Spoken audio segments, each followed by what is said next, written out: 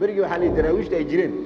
يا وحيدا هو أن تكنين أنت أركان حافظه يا وحيدا بريش بحدان ديني ما نديكم تكنين الله أنا نكاك هذينا نكاك عينا ولا نكاك حيسنا يا والله مركب فهم الشيء كذا وحول ما يودجيست هدينا الإله كعب سنين حتى لؤذين أوتو كذا يعني لؤذ اللي قاعدين لؤذين نو إلى شذا مركب إيش أنا وحيد هاي هدي ضد كلي أين يعني واحد كلمة حتى فيرين jidka adigu aad marayso iyo nalka ku dhagan iyo umadan guud iyo walaaltinimada iyo wax qofka dhan wada dan u qof walba dhinaca ka ilaasho way macna Umar radiyallahu anhu gabadhii oo markii intuu yiri caanaha ayaan lagu darin biyaha oo hooyada ay ku tiri Umar inoo ma jeedo biyaha inoogu dar oo ay ku tiri hadiisan Umar inoo jeedin